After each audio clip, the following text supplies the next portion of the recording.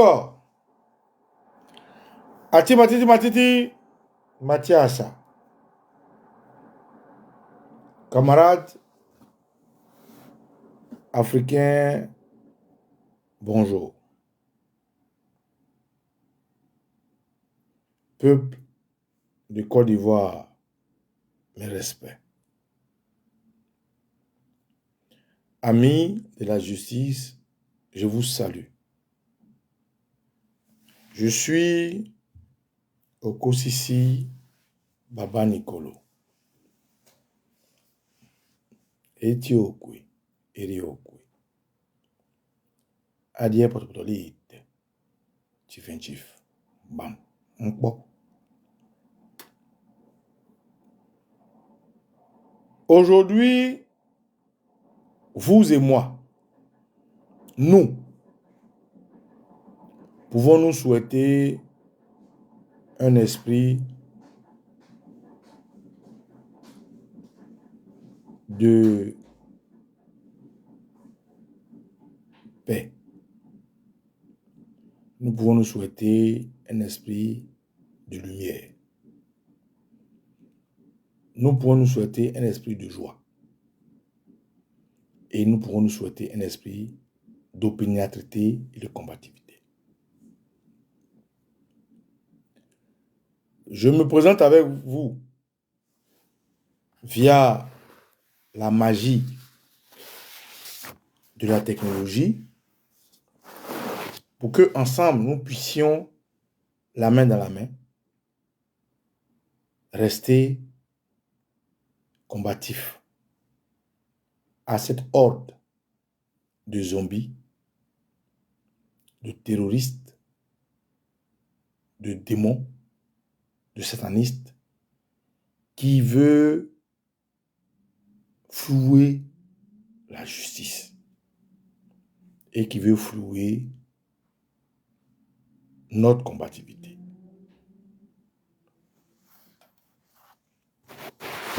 Est-ce que nous devons parler dans le billard, comme le disent les Burkinabés, au hasard? Non. Nous allons toujours rester structurés, organisés. Nous allons toujours rester dans la pédagogie des mots afin que notre message, notre voix, la parole avec laquelle le monde s'est construit atteigne son objectif. Camarades, Gbagbo Kone Suleiman est la couverture de la guerre du terroriste Draman contre les cyberactivistes. Voilà ce dont je vais vous parler. Vous êtes nombreux à me suivre aujourd'hui en direct ou en différé pour comprendre, pour apaiser certains votre inquiétude, pour regarder d'autres la continuité du combat et pour naturellement encenser notre acceptation de ce combat. Frère, il faut que je vous dise une chose. Aucun cyberactiviste n'a été effrayé par l'armada qui s'est abattue sur nous. Aucun. Du moins, ceux que je connais. Ceux avec lesquels nous avons des réunions. Ceux avec lesquels nous échangeons. Aucun n'a été à aucun moment effrayé par cette manière ambiguë de vouloir ternir l'objectif de notre combat. Aucun. Donc, je tiens à saluer tous les leaders d'opinion américains, asiatiques, européens, africains, océanique, tous les esprits de liberté du monde entier. Je tiens à saluer en particulier l'Afrique et ses combattants. Frère, Gbagbo Kone Souleymane est un frère de combat qui a décidé de porter la tunique rouge du combat pour des gens que la plupart ne connaissent pas. Pour un pays où son nombril a été enterré. Pour sa descendance. Gbagbo Kone Souleymane est un Ivoirien qui est reconnaissable dans la souffrance de la Côte d'Ivoire, qui s'identifie en tant que leader politique dans un parti qui s'appelle le PPACI, qui s'identifie dans un clan, une confrérie de combattants qu'on appelle cyberactivistes, et qui s'identifie dans une idéologie de combat qu'on appelle le panafricanisme. Gbagbo Kone Souleymane est un homme, un individu, une petite entité de ce combat océanique dont il est une goutte, qui revêt sa tunique de combat rouge à sa manière.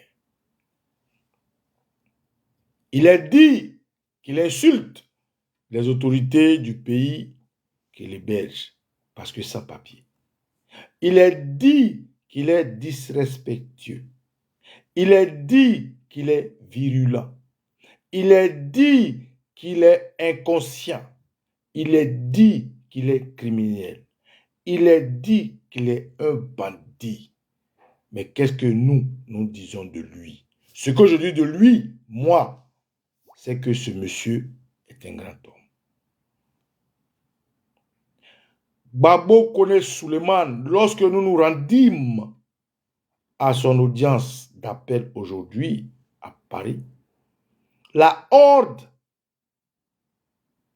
sécuritaire qui a été placée là n'avait qu'une rengaine, une redondance, une répétition, comme un choral pour dire Kone, passé. C'est pour Kone, passé. C'est pour Kone, passé.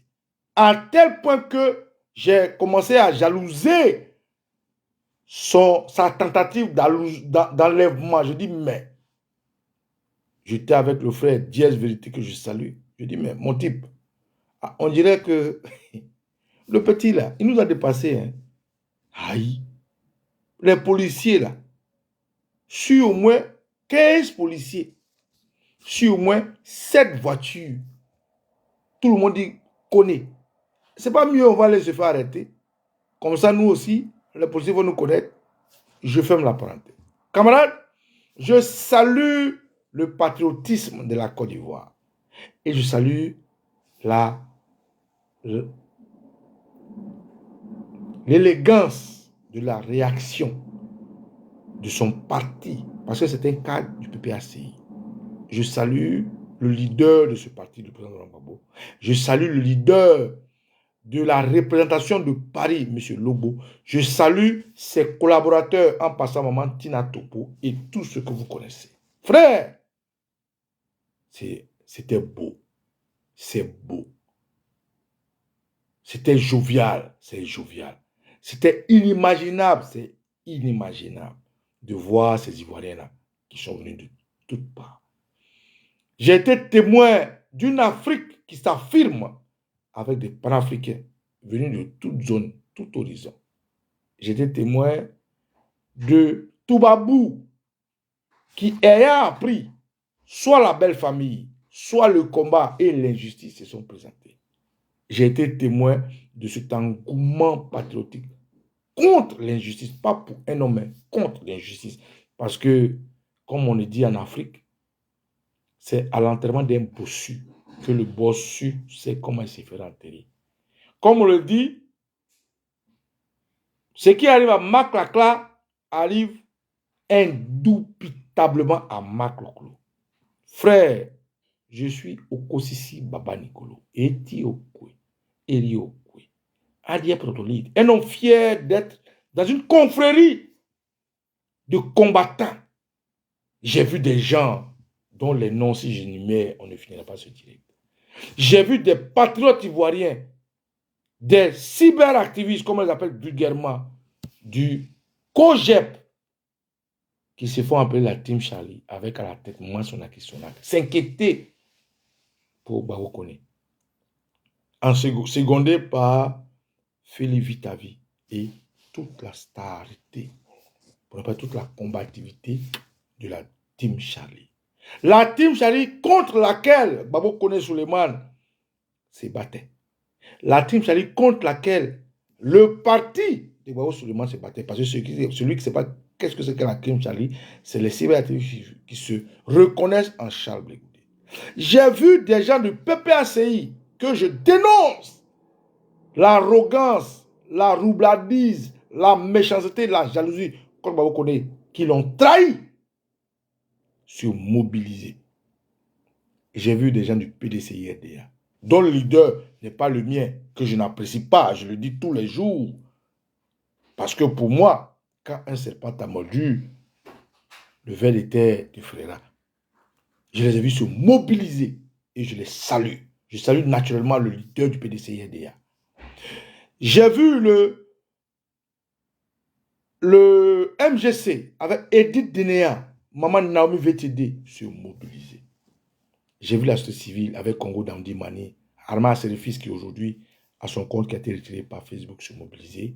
Les pasteurs comme Étienne Mechidek se mobiliser. J'ai vu des citoyens lambda d'autres pays se mobiliser. J'ai vu, j'en ai vu. Et j'ai dit, ah, le petit là, Joe, on va se faire arrêter, non. Peut-être on va tester quelque chose pour voir. Et je tiens à vous saluer avec tous les honneurs de nos ancêtres. Camarades, oui, Suleiman Barokone est reparti avec les policiers français. Pourquoi? Parce que nous avons perdu le procès. Je répète, pourquoi? Parce que nous avons perdu le procès. Quel procès nous avons perdu? Le simulacre de procès qui nous a été imposé. Quand on parle de simulacre, ça veut dire une comédie. Pourquoi je parle de comédie? Parce que officiellement, et je lui parlerai de ce qui est scientifique, ce qu'on peut voir, ce qu'on peut tester. Suleiman Barokone a été accusé d'être injustement sur le territoire français. Ces avocats que je salue. Ah oui, ces avocats. Que certains essaient de faire passer comme des gens indélicats, comme des gens non aguerris, comme des gens qui ont échoué. On réussit avec brio à nous faire sortir l'élément clé qui porte plainte contre Barokone.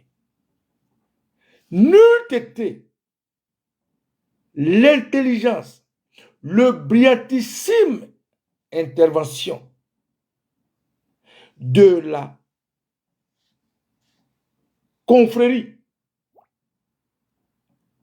du conseil, moi je ne serais pas heureux. Mais je suis heureux parce qu'ils ont réussi à démonter le dossier qui faisait de Barokone quelqu'un qui pouvait être enlevé et expatrié comme un orphelin, sans toute forme de procédure. Donc, je tiens à saluer le conseil d'avocats de Barokone. Ils ont été brillants. Ils ont été au-delà de la moyenne. Quand j'entends des gens émotifs les traiter de vauriens, je ris. Être avocat, c'est un métier. C'est une science. Être avocat, c'est un fait. Nous subodorons, nous gesticulons, nous expliquons, nous analysons, mais à aucun moment, nous aurons la qualité des études qu'ils ont faites. En droit, il faut retenir des codes, des lois, des règles. Et ceux-là, je les salue, où qu'ils soient, apportez-leur ma vidéo pour leur dire, avec toute la plénitude de l'Afrique, je les salue. Ils ont été au-delà de nos attentes. Je salue le conseil de Souleymane Gbagbo Koné. Je salue l'opiniâtreté, la réactivité, la spontanéité du président de Gbagbo sur le parti du PPACI. Je salue naturellement la spontanéité des résistants. Oui, Gbagbo Koné est reparti avec eux. Pourquoi? Parce que naturellement, il a été exposé devant nous que le préfet de police de Paris, mandaté par le préfet de sa circonscription, qui dépendent du ministre de l'Intérieur et qui lui dépend du président de la République française, c'est-à-dire Emmanuel Macron, que aucune décision n'a été prise jusqu'à l'heure où, malgré notre mobilisation, malgré le travail de chenille des avocats, malgré la médiatisation de ce procès, celui qui a été présenté comme étant portant plainte, dont le préfet, n'a pas décidé de son sort. Par conséquent, le procureur qui représente l'État de France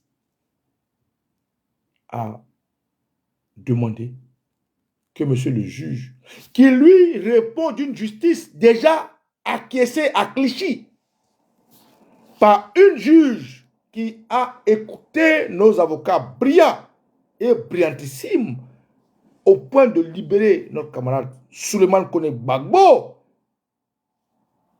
de ce qu'il soit maintenu sous prétexte que son porteur de plainte, le préfet, qui a donné à Gbagbo Koné un rendez-vous le 17 septembre 2025 et qui, grâce aux avocats, on a su que Gbagbo Koné n'avait pas de OQTF. Mais le OQTF présenté était antidaté. Le OQTF présenté était précoce. Ils ont même exposé qu'il y a eu un PV qui a été tapé avant, bien avant même que Gbagbo Koné soit en tentative d'enlèvement. Et dans les vidéos de nos camarades que vous avez pu voir, un fonctionnaire de l'ambassade de Côte d'Ivoire est venu valider nos alertes. Un fonctionnaire de Côte d'Ivoire est venu dire, et je vous montre cette vidéo.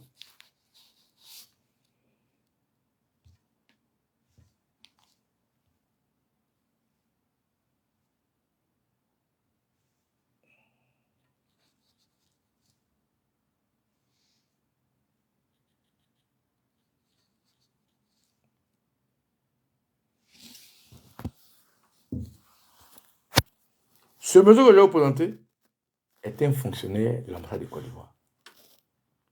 Nous avons fait des alertes pour dire que un laissez-passer avait été fait. Les gens nous ont pris pour des voleurs, pour des menteurs. Nous avons dit que un billet d'avion avait été déjà émis. Ce monsieur, vous allez voir, est un fonctionnaire de l'ambassade de Côte d'Ivoire qui affirme effectivement, sûrement vous n'allez pas l'attendre, mais qui affirme pour ceux qui ont été là, qu'un laissez-passer avait déjà été fait. Parce que Gbagbo Koné a manqué d'être enlevé. Et parce que les Ivoiriens ont été speed grâce à la lettre de Oxymore que je salue. N'eût été Oxymore, n'eût été le petit de Gbagbo Koné que vous vilipendez, et je vous ai dit d'être indulgent. Gbagbo Koné m'a confirmé à moi que ce jeune homme-là a crié de toutes ses codes vocales au secours. Et c'est grâce à sa manifestation que la patrouille de police est arrêtée. N'eût été le petit de Gbagbo Koné qui était auprès de son doyen qui criait, n'eût été la réaction d'Oxymore instantanément, n'eût été Soulé de Paris qui m'a appelé pour connaître une réunion, n'eût été Kone Katina qui a appelé Logbo, Ahmed Kone serait aujourd'hui soit assassiné, soit en Côte d'Ivoire. Donc, c'est des gens dont il faut tenir compte dans cette histoire. Mais écoutez, ce monsieur de l'ambassade de Côte d'Ivoire qui confirme nos alertes, et vous allez comprendre. On y va. C'est un peu passé, je pense qu'on me suit là-bas à Abidjan. Ah non, non, si c'est juste à Abidjan, pardon. Non, pour le parti. Le truc, ça va très loin. C'est pour le parti. Non, Hein? c'est pour le parti. Ensemble, C'est pour le parti. Les réseaux C'est pour le parti, sociaux on me suit là. Donc, on m'attend. J'ai été appelé par des journalistes au pays qui veulent absolument savoir ce qui s'est passé. Donc, bon, moi, ce que je vais dire, Oui.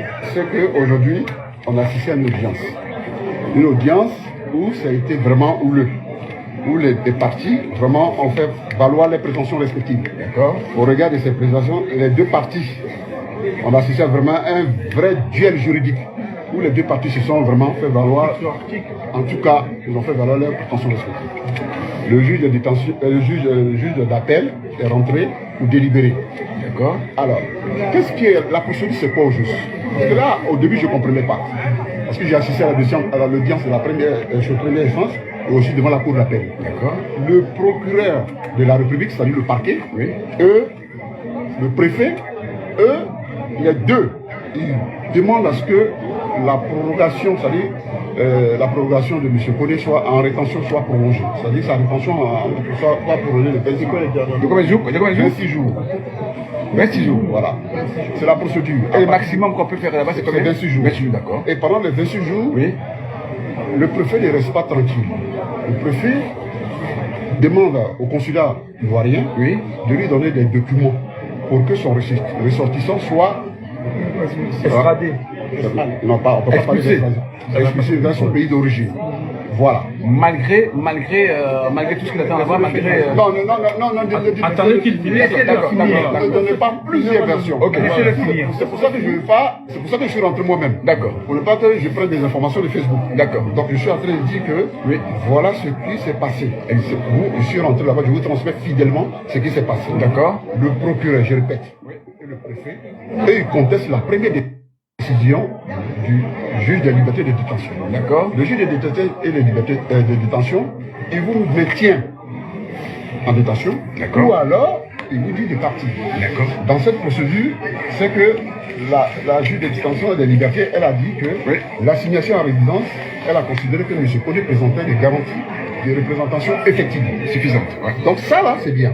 C'est-à-dire que M. Kone pouvait sortir D'accord. et puis préparer lui-même Son départ. Voilà. Vu qu'il a 3 OQTF qui sont à sa charge. Vers un pays de son choix. Voilà. Donc ce que je disais, si le consulat ivoirien, après les diligences qui seront effectuées par le préfet, si le consulat ivoirien ne dit rien, après 26 jours, on retourne encore devant le juge de liberté de détention. Waouh. Je ne sais pas si je le fais comprendre. Oui. Et celui encore qui va demander si M. Kone doit rester en rétention ou pas. Vous voyez? Mais ici, là, devant comment on appelle la cour d'appel, la cour d'appel, S'il vous plaît. le juge a fait droit à la demande comment on appelle, du préfet et du procureur de prolonger la rétention de M. Kone qui date de 26 jours. Ça, c'est la première prolongation. La première prolongation, ça dure 26 jours. Oui. Voilà. Donc, dans le fond du dossier, voilà ce qu'on reprochait à M. Kone. Voilà. Voilà. C'est ce que je peux dire parce que c'est tellement fatigué, j'explique. Donc, de rétention de Vincennes, là. Comment? Il retourne au centre de rétention de Vincennes. C'est ça. vous savez que les 26 jours, on peut les doubler, les 26 jours là. Hein? Les 26 jours, on peut les prolonger. Non, les 26 jours, si le consulat dit quelque chose, Ils sont obligés de les laisser. Moi j'ai une question, Michel. Si le consulat il dit Voilà. vous avez dit s'il ne dit rien, on va le ramener à un autre procédé. non, Si le si consulat, on constate, parce que la prolongation, ça dure 26 jours. Ça ne peut pas excéder 26 jours. Ouais, mais si le consulat si le consulat il maintenant laisser dit passer que un c'est truc comme ça. Ah, voilà. C'est pour ça qu'on dit que Si le à consulat partir du donne moment là, à un feu partir du vert, moment aujourd'hui, là, C'est ça, les- cassé, M. Bonnet, il ne maîtrise plus rien. Ça est dans la main de la préfecture, qui entre la préfecture et le consulat. Voilà, c'est ça. Donc, quelle est la volonté du conseil ivoirien? Absolument qu'il passe là-bas. Mais ça vient menacé. Oui, mais ça vient menacé. On ne peut pas y aller. On ne peut pas y aller, c'est pas possible.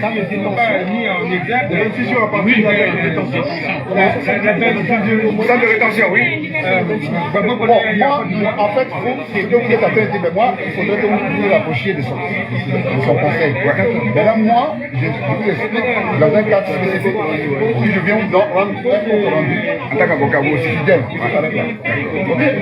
maintenant, aujourd'hui, ce qu'on ne savait pas, c'est qu'on se demandait c'est quoi le ministère public, qu'est-ce qu'il reprochait au juge. Tout à fait. S'il vous plaît. C'est l'après-midi là maintenant que moi je suis. Vous êtes en direct de la page Je Facebook. suis que, Représentant en du fait, conseil France. Voilà.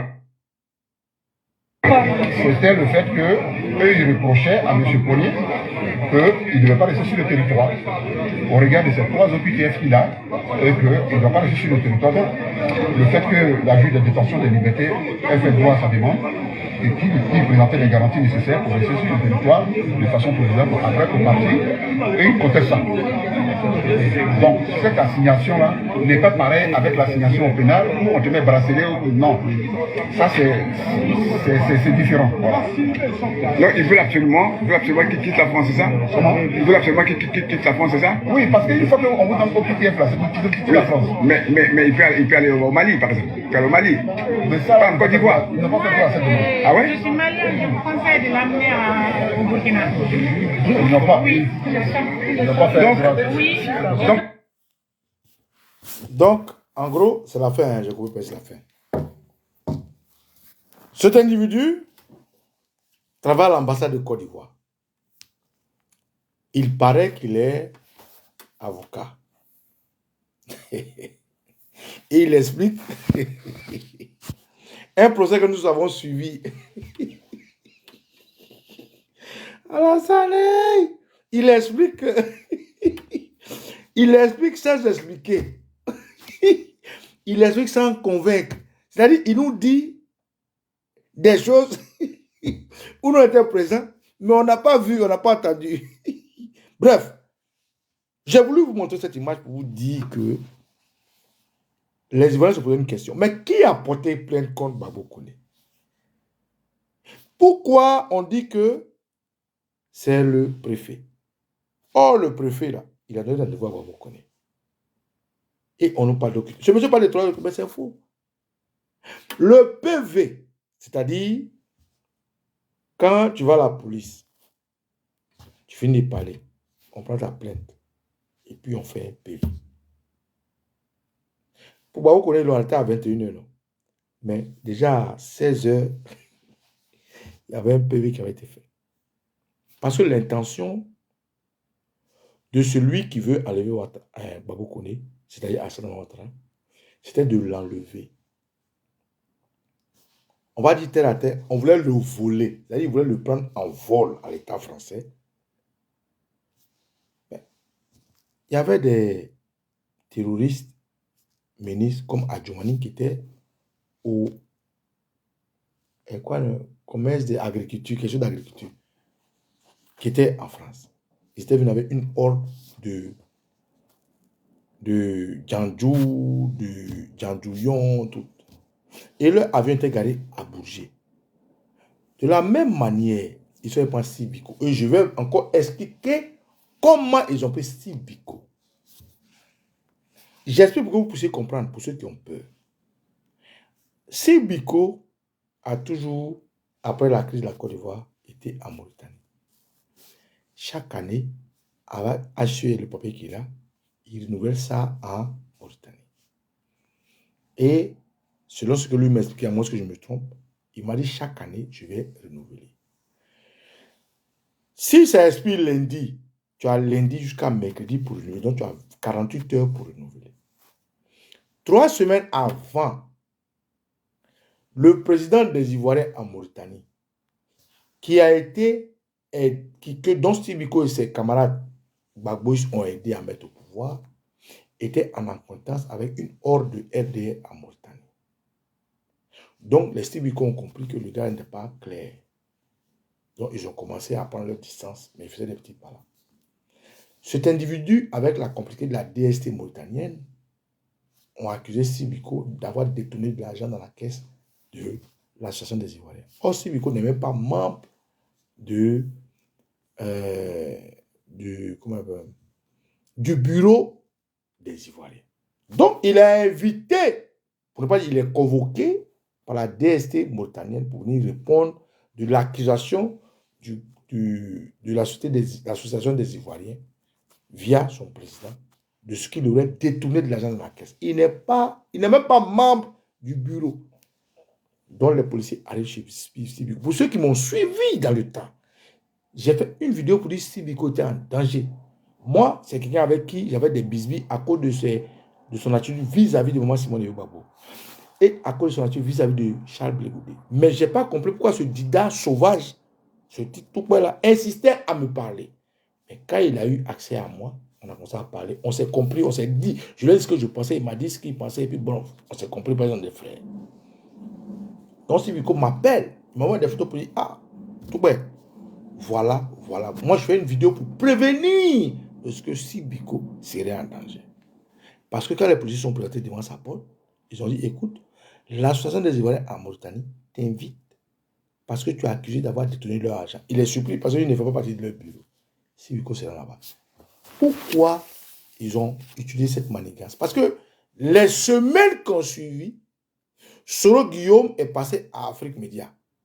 Les Soroïstes avaient commencé à plébisciter l'harmonie entre les Gbagboïstes et les Soroïstes. Chose pour laquelle Baba Nicolas s'était battu depuis longtemps. Il avait été traité de tous les noms. Mais bref, ça fait partie de mes casiers de combat.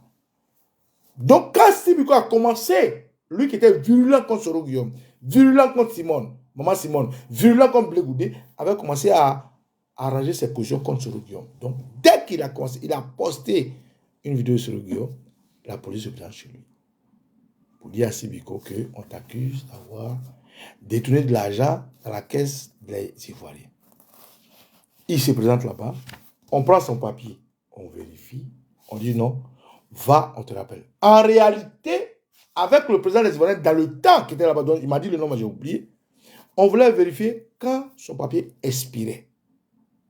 La raison pour laquelle on l'a convoqué, c'est pour voir quand son papier expire. Parce qu'il était dérangeant, parce qu'il dérangeait. La plainte de Maman Simone Yobabo, si plainte il y a, parce qu'il m'a dit, mais je ne sais pas. La plainte de Charles Blé Goudé, comme Annie Télé l'a dit, si il y a, je ne sais pas. Et la plainte du terroriste contre lui. Sibiko est donc document vérifié. On sait que tel jour, son papier va finir.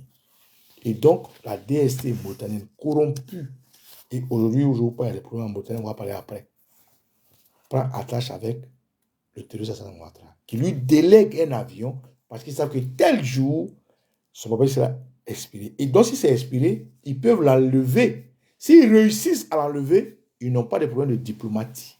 Ils n'ont pas de problème de la loi de Vienne, ou je ne sais pas, j'ai oublié un peu les je ne sais pas trop bien ces jours, bref. Ils arrivent là-bas. Et donc, une semaine avant qu'il enlève, on convoque à Sibiko pour dire on vient signer les papiers parce que vous allez comparaître bientôt avec les gens. Il va là-bas et les gens valident. Ils disent que tel jour, ces papiers vont être expirés. Donc Sibiko s'en va naturellement. Il ne fuit pas la justice comme son mentor. Et on lui notifie que le mercredi, il faut venir parce qu'on va faire venir le bureau des Ivoiriens en Mauritanie et puis vous allez vous confronter. C'est comme ça, Sibiko se lève pour aller s'innocenter, pour aller voir son intégrité. Lorsqu'il arrive là-bas, la DST l'arrête, l'avion est garé. Ça a été un piège. On envoie Sibiko sans laisser passer. Sans visa parce qu'il avait un titre de séjour sous l'ACR. Donc c'est cette même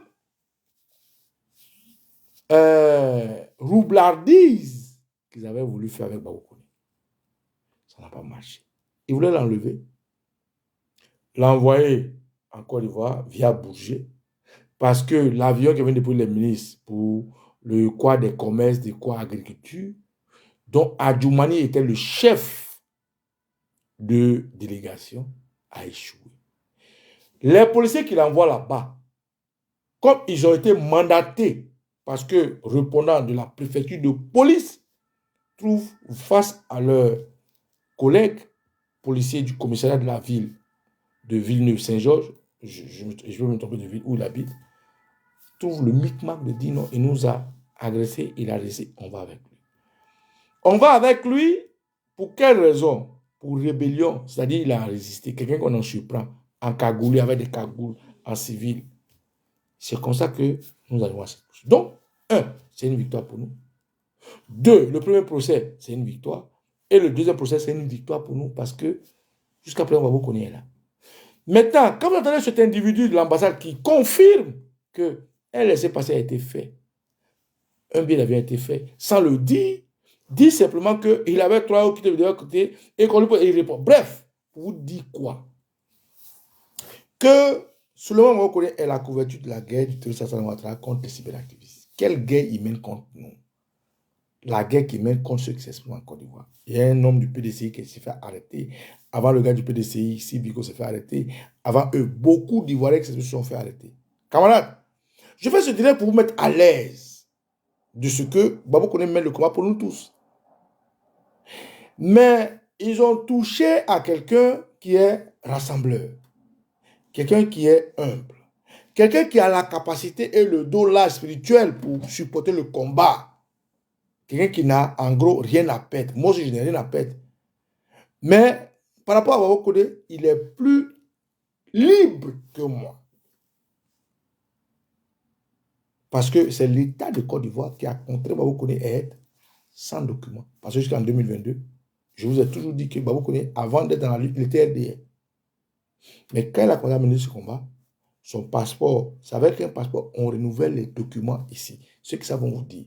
Mais quand on refuse de vous donner un passeport, comme on fait avec Charles Bégoudé, ils ont fait avec Johnny Pacheco, ils ont fait Edith Denea, ils ont fait avec Maman Naomi, ils ont fait Marcus, vous devenez une personne obsolète. Et dans ce cadre d'irrégularité, Babakoné, qui est très intelligent, a anticipé en demandant un titre de séjour. Parce que le titre de séjour, demandez à tous ceux qui ont nommé l'asile, ceux qui sont en asile ou en réfugiés politiques, ils ont un passeport qui est indépendamment de leur pays. Demandez à tous ceux qui ont un passeport des réfugiés. Ils vont vous dire, leur passeport est un passeport rouge en France, comme le passeport rouge en France. Ceux qui ont un passeport d'exilé ont un passeport d'exilé. Donc, l'État qui a poussé ces individus à venir en exil, ils ont un passeport qui est différent de l'État. Et c'est ce passeport que Babakoné cherchait. Mais comme il était là, en tant qu'Ivoirien, et maintenant il demandait un passeport de réfugié, il y a une ambiguïté, c'est-à-dire il y a un trou entre ces deux choses-là qui a fait qu'il a perduré vis-à-vis du commissaire, de la préfecture. Et maintenant qu'il a réussi, grâce au fait qu'il est un enfant français et qu'il est des comptables et qu'il paie ses impôts, à avoir un rendez-vous, le terrorisme Alassane Ouattara, avec l'avènement des cassements de Papo de Johnny Pacheco et la fin de son mandat, je tiens à saluer mon frère Moussa Toumbla, décide de porter un coup à la recrudescence des cyberactivistes, dont nous, dont tous ceux que vous connaissez. Il faut, quand les militants du RDS se plaignent de dire non, notre président il est fini, il faut montrer que leur président de la rue le PIC, le terrorisme est en vogue.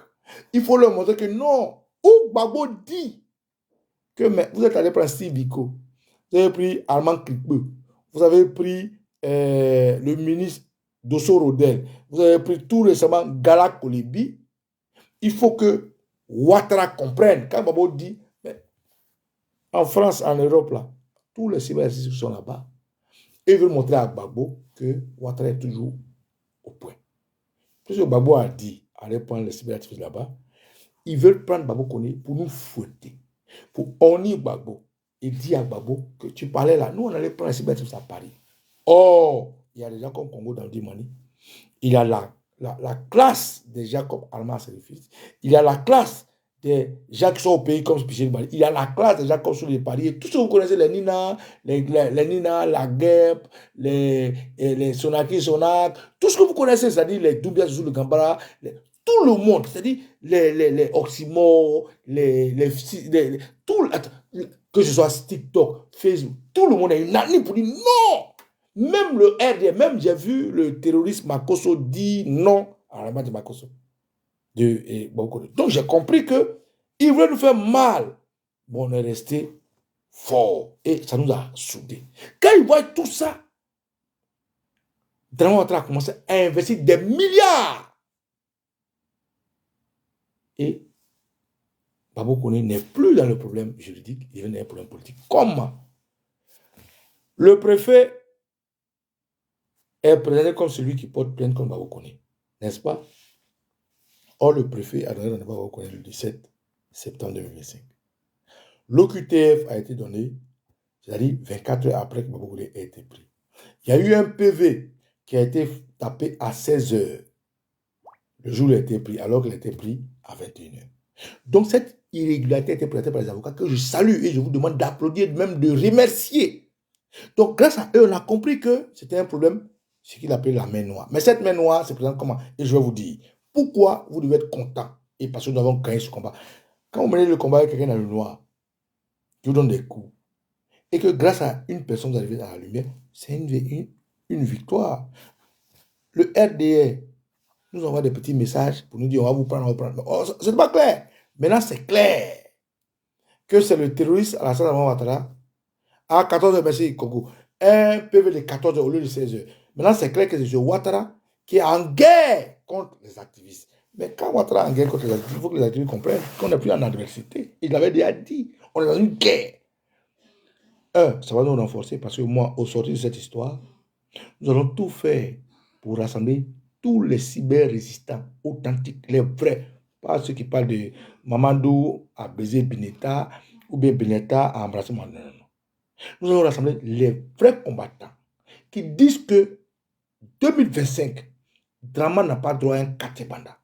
2025, ils sont prêts à mourir pour la Côte d'Ivoire. 2025, il faut que les Ivoiriens se lèvent pour chasser l'oligarchie mondiale.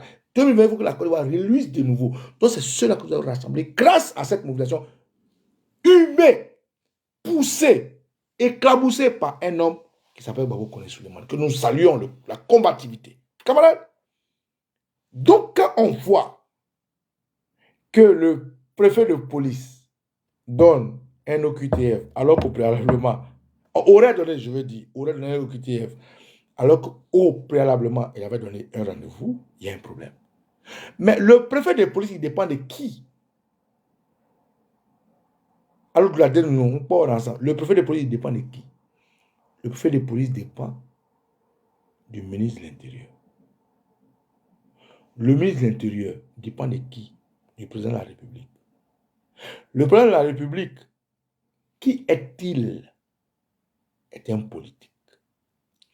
Qu'est-ce qui défend les intérêts de la France? Quels sont les intérêts de la France et où se trouvent les intérêts de la France? Les intérêts de la France se trouvent pour la plupart depuis l'esclavage, la colonisation, la néocolonisation, l'amusement d'indépendance en Afrique de l'Ouest. Quelles sont les vallées de cette pseudo-indépendance? Le premier en Afrique de l'Ouest s'appelle Alassane Dramane Ouattara. Qui a mis Alassane Dramane Ouattara? La France. La France, l'État est une continuité. Donc, Macron, qui préserve les biens de la France, qui, par ricochet, garde la Côte d'Ivoire en pays vassal, et qui, aujourd'hui, la Côte d'Ivoire dit non, les armées françaises, mais ils sont encore là, bref, délègue des pouvoirs pour que Babo Koné s'arrête. Mais qu'est-ce qui a été échangé? Mais ce qui a été échangé, c'est ce que vous avez vu. Il y a une semaine ou 2 semaines de cela, la Côte d'Ivoire ratifiait un contrat où toute personne ayant un passeport diplomatique, c'est-à-dire tous les terroristes, tous les rebelles autour de Ouattara, pouvaient venir en France sans visa. Mais comment un pays qui, depuis Houphouët-Boigny n'a pas réussi à faire ça? Mais eux, Houphouët-Boigny a réussi à que les Ivoiriens aillent en France venir sans passeport, sans visa, rien. Mais quand le monde a évolué, aujourd'hui, Alassane Dramane Ouattara a réussi à signer, à ratifier quelque chose qui fait que ces ministres, ces diplomates peuvent venir en France avec leurs proches sans visa. Mais qu'est-ce qu'ils ont changé? Qu'est-ce que Ouattara donne à la France? Puisqu'ils ne sont pas amis, le pays a des intérêts. Ça, c'est notre débat. Je pourrais même dire en guillemets que, peut-être que Ouattara leur a dit, si vous faites que tous mes députés, tous mes ministres, tous mes sénateurs peuvent venir chez vous, je ne serai pas candidat au 4e mandat. Mais ça, c'est une parenthèse. Hein. Bon, je fais ma parenthèse rapidement pour ne pas confondre mon débat. Bref. Donc, on nous prévient qu'il y a des gens qui peuvent venir en France avec leur passeport diplomatique. Tout ça là. Et la semaine qui suit, on a le camarade Babo Koné de façon illégale, irréversible, irrespectueuse et raciste. Et enfin, on finit par nous dire que quelqu'un qui a été officiellement accusé d'être présent légalement, c'est ce qui est officiel. Hein? Je ne parle pas de ce qui est officieux. Officieusement, les EDR disent non. Babo Koné dit que la femme de Macron est garçon. Babo Koné dit non, Macron est un faux type. Babo Koné travaille pour Poutine. Babo Koné travaille pour Assimi Goïta. Ça, c'est officieux. Mais officiellement, ce qui a été notre ligne de justice, c'est que Babo Koné est présent illégalement. Quelqu'un qui est illégal comprend. Bref. Donc, le préfet, qui est l'accusateur, il a son chef qui est le ministre de l'Intérieur. Le ministre de l'Intérieur qui a son chef qui est Macron. Macron qui est le boy du système france-africain qui lui, à son tour, met la personne pour garder la France éveillée en pillant l'Afrique, dont Alassane Ouattara est le boy, finit par faire ce deal. Mais quel est ce deal? En France, les pouvoirs sont séparés. Pouvoir exécutif, pouvoir législatif et pouvoir judiciaire. Moi, je dis moi, depuis que je vous parle des courriers que j'avais, je ne vous montre pas passer des courriers privés, personnels, avec mon nom et mon prénom. J'ai eu des retours. J'ai même eu un retour, on me demande, envoie-nous la photo du document du préfet. Je donne rendez-vous à Ouattara. Mais ça, je vais voir mes amis, les Congolais, les Soulés, ils vont me donner ça. Et je vais déposer. Parce que le préfet dit qu'il n'est pas informé de ce que ce monsieur a été pris dans ces conditions. Or, le procureur nous dit que c'est le préfet qui porte plainte. Or, le préfet, son patron, c'est le ministre de l'Intérieur. Or, le ministre de l'Intérieur, son patron, c'est Macron. Donc, il y a une magouille que les avocats appellent main noire. Mais cette main noire, c'est qui? C'est Alassane Ouattara. Et voilà ce que le procès nous a permis de voir avec cet individu que je vais vous montrer qui est de l'ambassade de Côte d'Ivoire. Mais qu'est-ce que quelqu'un de l'ambassade de Côte d'Ivoire fait dans une histoire d'un Ivoirien? Parce qu'il y a beaucoup d'Ivoiriens côté jeunes, on ne les a jamais vus. Pourquoi ils viennent là? Parce que la veille, ils ont fait laisser passer. Ils ont eu un billet pour faire partie de Babo Koné, parce que la Côte d'Ivoire le demande, sous l'injonction de Madame Alassane Ouattara, qui est Ebrevian Dominique, et Alassane Ouattara lui-même, pour porter un coup à notre résistance, parce qu'aujourd'hui, c'est nous qui tenons la Côte d'Ivoire dans la communication. Donc, en gros, camarades, Babo Koné Souleymane est la couverture de la guerre de terroristes dans Ouattara contre la liberté et contre les cyberactivistes. Donc, ils ont échoué. 1. À l'enlever en catimini. 2. Parce qu'il a gagné son premier procès. Et 3. Parce que c'est un deuxième procès. Il est un procès qu'on appelle même une mascarade de velléité. Parce que là où on a fait l'appel, c'est à Paris. C'est différent de Clichy. Paris, c'est la politique française. Et cette politique française est arrimée au boy et à la boyerie africaine de la France-Afrique. Tous ces leaders préfets dans l'île de Paris sont des gens qui sont de la franc-maçonnerie. Et par ricochet, Babo Koné devient un trouble fait à leur ambiance. Il faut échanger quelque chose avec la Côte d'Ivoire. Peut-être que Ouattara ne se plante pas. Peut-être qu'on mette les ministres de Ouattara à l'abri. Ou peut-être qu'on soit exposé. Mais Babo Koné nous a sauvés en levant le point. Et c'est ce point que je vous demande de lever. Pour vous dire, nous avons gagné encore. Il est là. Il a un timing où beaucoup de choses vont se passer. Et mieux, l'État français a le pouvoir et le droit pour la sécurité de l'État de demander à un individu de quitter son territoire. Franklin Yamsi est encore là. Pourquoi ils ne l'ont pas expatrié? Parce qu'ils n'ont pas le droit. Nathalie Niambe, Suisse, pourquoi elle ne rentre pas en France? Parce qu'ils ont le pouvoir et le droit de l'interdire sur le territoire. Mais est-ce qu'ils ont le devoir? Non. Ils ont le pouvoir. Ils ont le devoir de protéger leur citoyens. Mais est-ce qu'ils ont le droit de décider de là où un individu qui donne injonction de quitter le pouvoir d'aller? Non. Ils ont le pouvoir de le faire. Ils ont le droit de dire quitter mon territoire. Mais est-ce qu'ils ont le droit de choisir là où l'individu va? Non, ils n'ont pas ce droit. Parce que selon les quoi de Vienne, comme on appelle bon plaisir, ça c'est Congo, c'est toi qui connais, tu vois. Ils peuvent te chasser. Ils peuvent décider de qui reste sur le territoire. Ils peuvent sélectionner qui vient, qui va. Mais ils n'ont pas le droit de dire voilà où on veut que tu ailles. Donc, Babou Koné ne rentrera pas dans la main de Dramane dans cette victoire. Parce que Babou Koné, en tant qu'individu, selon les lois de l'ONU, selon les lois de Vienne ou quoi, je ne sais pas quoi, décide de je m'en vais et je vais partir. Et mieux, là où les avocats ont été brillants, c'est qu'ils ont présenté à l'État de France un document de Babou Koné qui était prêt à partir. Un document de l'État où Babou Koné voulait partir qui était prêt à le recevoir. Donc, au pire des cas, j'ai dit au pire des cas, parce qu'on a encore des jours, c'est une combativité, c'est un procès. Au pire des cas, Babou Koné décidera d'aller dans un pays qu'il aura choisi. Pourquoi? Parce que même le passeport ivoirien qu'il a, merci, Convention de Vienne, même le passeport ivoirien qu'il a est un passeport qui peut atterrir dans la CEDEAO, c'est-à-dire au Mali, au Burkina, en Guinée, au Ghana, en Guinée-Bissau, au Nigeria, au Libéria, en Sierra Leone, et j'en passe. Avec le passeport ivoirien, Babou Koné peut atterrir où il veut. Aujourd'hui, on parle de l'AES. Oui, l'AES est en train de faire son passeport.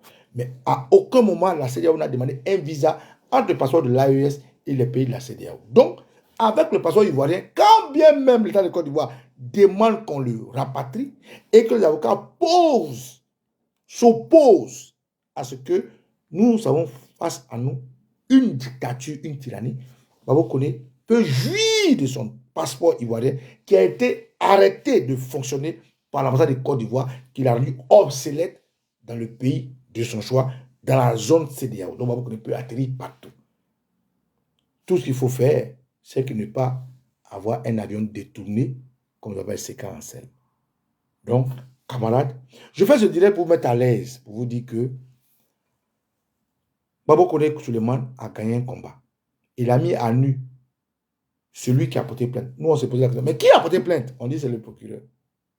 Mais le procureur, il répond de qui? De l'État français. Le procureur nous dit que c'est le préfet. Le préfet dit qu'il n'est pas informé. Ça, c'est officiel. Mais officiellement, c'est le préfet qui porte plainte. Mais le préfet, il dépend de qui? Du ministère de l'Intérieur. Mais le ministère de l'Intérieur dépend de qui? De Macron. Macron, c'est qui? C'est le président français. Il est quoi dans la structuration de la démocratie? Il est dans l'exécutif. Donc, il a des partenariats, il a des amitiés, il a des camaraderies, il a des intérêts. Mais quel est l'intérêt que Macron peut avoir à faire partie de Babou Koné le plus petit? Parce que le seul intérêt qu'il a, c'est que la Côte d'Ivoire reste un pays vassal, dont Alassane Ouattara, qu'ils ont mis au pouvoir, est là. C'est toute la condition qu'il y a. Donc, concrètement, ce projet nous permet de savoir qui a porté plainte contre Babou Koné, c'est Alassane Ouattara. Mais comme Ouattara, sous Edith Denéa, sous Marcus, sous Naomi VTD, a eu un problème dans l'affaire du vol de la valise avec 3 identités. Il s'appelait Alassane Ouattara, Ouattara Alassane Dramane, Dramane Alassane Ouattara. Il ne peut pas porter plainte officiellement. Donc le procureur qui se cache sous la coupole de la préfecture, la préfecture qui se cache sous la préfecture, sous la coupole du ministère de l'Intérieur, le ministère de l'Intérieur qui se cache sous la coupole du président de la République Macron, officiellement pour une plainte illégale, mais officieusement parce que Babou Koné dérange, nous met dans une victoire. C'est pour vous dire que le jeune Souleymane Babou Koné est à saluer. Ses avocats sont à honorer, à saluer. La mobilisation est à saluer. Les cyberactivistes, mieux qu'ils comprennent qu'on n'est plus dans le noir et qu'on se rassemble pour continuer ce combat, parce que quelqu'un nous a loupé, on ne va pas le louper. Et à saluer nos papas, nos mamans et vous tous pour vous dire que nous avons gagné ce combat. Voilà pourquoi je dis que Babou Koné Souleymane est la couverture de la guerre du terroriste Draman contre les cyberactivistes. Parce qu'aujourd'hui, c'est officiel que nous sommes la cible de la Ouattara. C'est officiel que chaque cyberactiviste doit préparer son armure. C'est officiel que ce combat ne se passe plus en catimini. Draman Ouattara, CESBI et l'État de France où nous sommes sont en guerre contre nous. Mais il faut qu'on se prépare. Il faut qu'on porte notre armure. Il faut qu'on se prépare à faire face à ce combat. Voilà ce que je voulais vous dire, camarades. Que les ancêtres nous bénissent parce que c'est maintenant le combat a commencé. Enfin, on connaît notre ennemi. Enfin, vous connaissez notre ennemi. Enfin, nous sommes prêts et enfin, nous allons nous affronter. Je suis au conseil Baba Nicolo. Et tu es au couille. Il est au couille. Adieu pour toi, effectivement. Bam. Bon.